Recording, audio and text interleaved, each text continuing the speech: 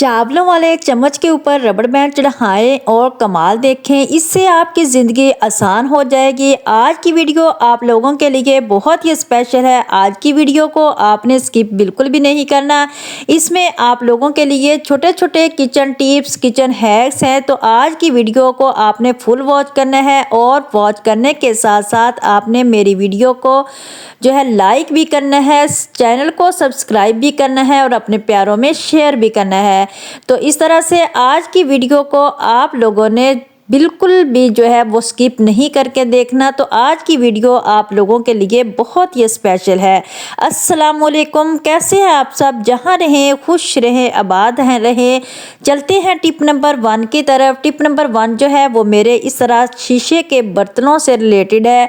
चाहे शीशे के बर्तन हो जाए या शीशा हो जाए, तो उनको साफ करने से रिलेटेड है कि जब भी हम शीशे के बर्तन वॉश करते हैं उनके ऊपर कोई छोटे छोटे पानी के दाग रह जाते हैं जो अच्छी तरह से साफ नहीं होते और उन पे सही तरह से शाइन भी नहीं आते। तो आपने क्या करना है, इस तरह एक केले का छिलका ले लेना है और उनको शीशे के बर्तनों पे या शीशे को साफ करने के लिए उस पे अच्छी तरह से रब करना है। तो आप देखेंगे कि आपके शीशे के जो ग्लास वगैरह जितने भी बर्तन होंगे वो इतने अच्छे चमक उठेंगे जब आप इनके ऊपर इस तरह केले के छिलके को रब करेंगे। तो फिर अगर आपका शीशा भी गंदा हो तो आप देखें उसके ऊपर रब करें, बाद में आप उसको साफ करें तो उस पर भी इतनी ज़्यादा चमक आएगी, आपका शीशा बिल्कुल नीट एंड क्लीन हो जाएगा। कुछ किसी भी किस्म के क्लीनर की आपको ज़रूरत नहीं पड़ेगी। ये देखिए मैं आपको वॉश करके दिखा रही हूँ, ग्लास कितने शाइन आ गई है इनके ऊपर, कोई भी दाग नहीं है इसके ऊपर, क्योंकि बाज़ का पानी के दाग ऊपर पड़ जाते हैं जो मिटने का नाम ही नहीं लेते। इसी तरह से टिप नंबर 2 जो है वो मेरी सर्दियों के कपड़ों से रिलेटेड है। हुडी वगैरह हो गई या जैकेट्स वगैरह होगी, इनको संभालना बहुत मुश्किल होता है, ये जगह बहुत ज़्यादा लेती हैं। अगर आपके पास जगह कम है तो आपने इस तरह से इनको समेट के रखना है ताकि आपके जितने भी ज़्यादा कपड़े हों वो सारे इस तरह से जो है वो सिमट जाएं। तो इस तरह से आपने क्या करना है, इसकी तह लगा लेनी है। तह लगाने के बाद आपने इसको इस तरह से रोल करना है। फिर आप देखते जाइए किस तरह से मैं इसको कर रही हूँ। ऊपर जो हुडी की कैप होती है उसके अंदर फिर आपने इसको डाल देना है, जो बिल्कुल भी नहीं खुलेगी। आप जिस तरह मर्जी इसको रखें, तो जिस तरह मर्जी आप जितने मर्जी कपड़े आप इस तरह से समेट सकते हैं। आप अलमीरा में रखें या यहाँ कहीं भी आप अपने टोकरी वगैरह में भी रख सकते हैं। तो इस तरह से आप ढेरों कपड़े अपने घर में सर्दियों के संभाल सकते हैं, ज़्यादा स्पेस भी नहीं लेंगे। इसी तरह टिप नंबर 3 जो है वो मेरी सालन से रिलेटेड है कि जब हम कभी गोश्त बनाते हैं तो वो ज़्यादा गल जाता है और इसमें पानी बहुत ज़्यादा रह जाता है। आपने क्या करना है, गोश्त को अलग कर लेना है और पानी को निकाल लेना है।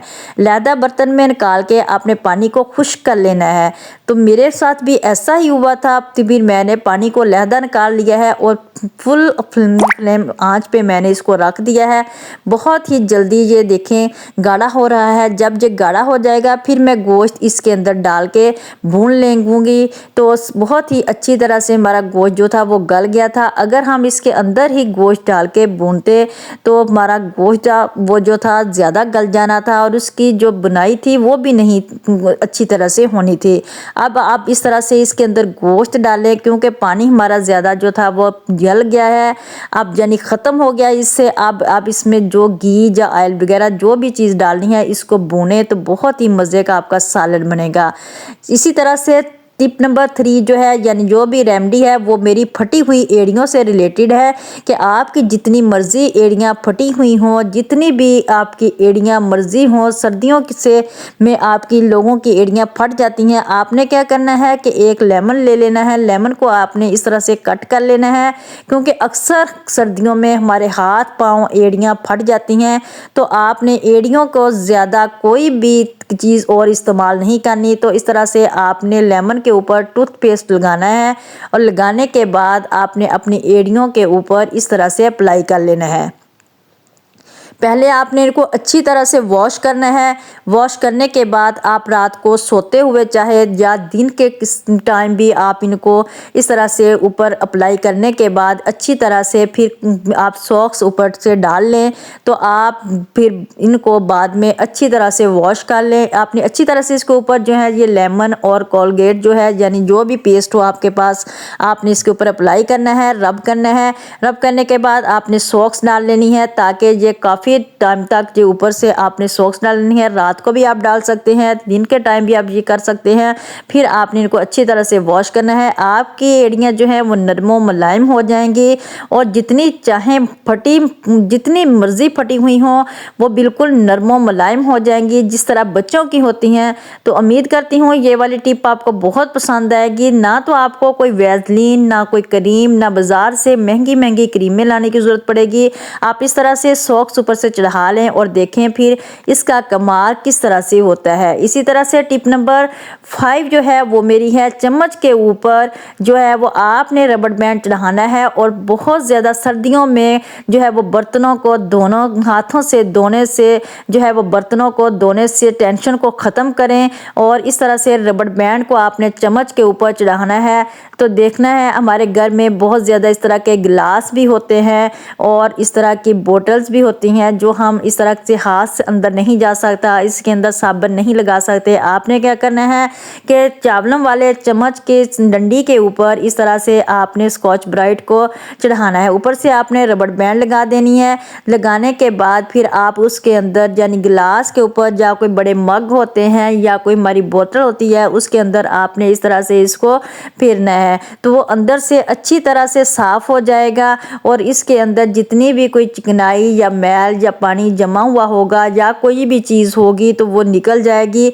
अब जितने भी हमारे इस तरह के बर्तन हो गए जिनके अंदर हमारा हाथ नहीं जाएगा बहुत ही आसानी से साफ हो जाएंगे। तो उम्मीद करती हूँ ये वाली टिप भी आपको बहुत पसंद आएगी।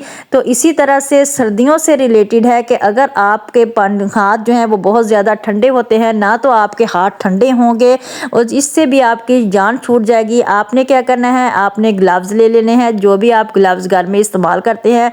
ज़्यादातर आप क्या करें कि ऊन के ग्लव्स ही इस्तेमाल करें। तो मेरे पास ये मैं आपको वैसे ही अप्लाई करके दिखा रही हूँ, मेरे पास अभी तक मैंने ऊन के ग्लव्स नहीं लिए। तो आपने क्या करना है, ऊन के ग्लव्स ले लेने हैं और उनको अपने हाथों पे चढ़ा लेना है। चढ़ाने के बाद आपने इनके ऊपर जो है वो शॉपर भी चढ़ा लेने हैं।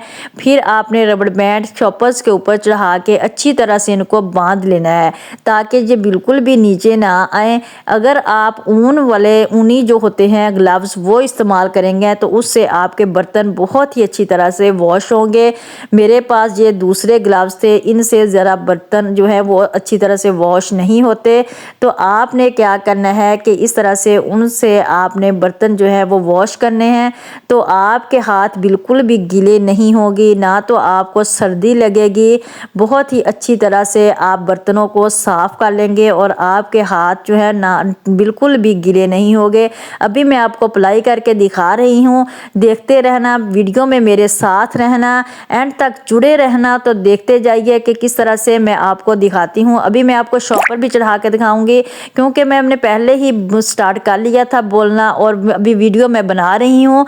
तो आप देखते जाइए आगे आगे। तो शॉपर के ऊपर मैंने इस तरह से डबल करके जो है वो रबड़ बैंड चढ़ा ली है और देखते जाइए कि बर्तन किस तरह से मैं वॉश कर रही हूँ। बहुत ही आसानी से वॉश हो जाती है। और मेरी आपसे रिक्वेस्ट है कि आपने ऊनी ग्लव्स जो है वही इस्तेमाल करने हैं, उससे हमारे हाथ जो हैं वो भी ख़राब नहीं होते और हम बर्तन भी आसानी से ही उससे वॉश कर लेते हैं। फिर मैं आपको दिखाऊंगी कि इस तरह अगर हम शॉपर ऊपर से चढ़ा लेंगे तो हमारे ग्लव्स जो हैं वो बिल्कुल खुश्क रहेंगे और बिल्कुल भी गीले नहीं होंगे, ना ही हमारे हाथ ठंडे होंगे और ना ही ख़राब होंगे और ना ही हमें ठंड लगने का खदशा होगा। इस तरह से हमारे बर्तन भी सारे वॉश हो जाएंगे। इसी तरह से फिर मेरे साथ जुड़े रहिएगा। तो इसके साथ ही फिर मैं इजाज़त चाहती हूँ। अपना रखिएगा बहुत सारा ख्याल, दुआओं में याद रखिएगा। अब अल्लाह हाफिज़।